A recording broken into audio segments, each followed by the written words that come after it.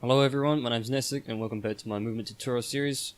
This time I'm going to be going over crouch jumping, which is really it's the basic of basic techniques, but I will go over it anyway because it's a little bit more complicated and fistful of frags than a lot of people think, and it's been changed kind of recently as well, which makes it quite different from other games in the Source engine.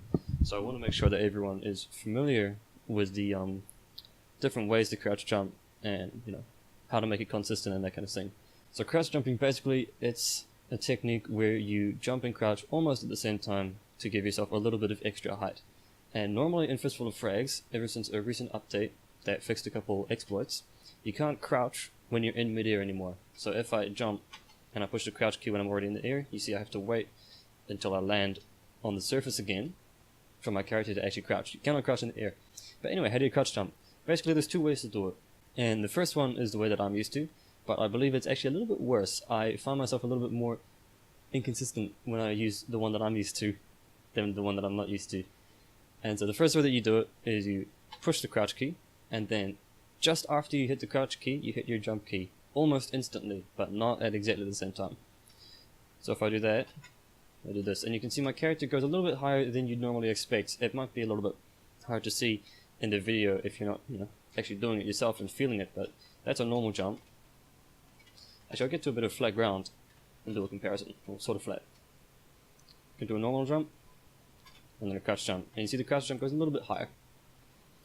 And the other way to crouch jump is to do it the same way, but in reverse. So you push jump, and then as soon as you push jump, straight afterwards you push the crouch key. So I do it like that, and it's probably a bit easier to notice because I think that this is the better way of doing it now. I've been doing some testing, and I feel like pushing crouch afterwards is a little bit better.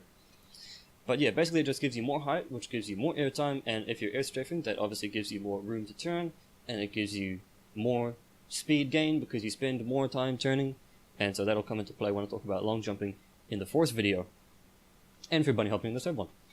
But there's a lot of ledges in this game, a lot of ledges and items that you cannot jump onto just with a normal jump, and this is a very good example. I don't think many people know about this one. I've never seen it be used. That being said, it's not a very popular part of the map, but here, if I just do a normal jump, I can't get onto this. If I do a crouch jump, up I go. And either crouch jump works for this one. You don't need to be using the slightly stronger one. No, I still don't quite get. And then over here, where I was just before this jump here, you actually do need to crouch jump to make it over this one. But I won't waste any time here. What I'll do is I'll change to FoF depot, and I'll show you a jump that is the exact height of the maximum height that your character can jump in Fistful of Frags with a crouch jump. And it's the jump from the roof of this church building into the room with the bell. And so if I do the second type of crouch jumping that I was talking about, where I do a jump and then a crouch straight afterwards, then I can make it into here, but I can't manage to make it work if I do the other kind. If I try and do my old school crouch jump, you see I don't quite make it as high, and maybe it's a timing thing, but ultimately it's just a little bit higher, a little bit more consistent, for me at least, to do the jump and then crouch. And so I would recommend doing jump and then crouch if you're comfortable with it, and you feel like you really need that extra height at the time.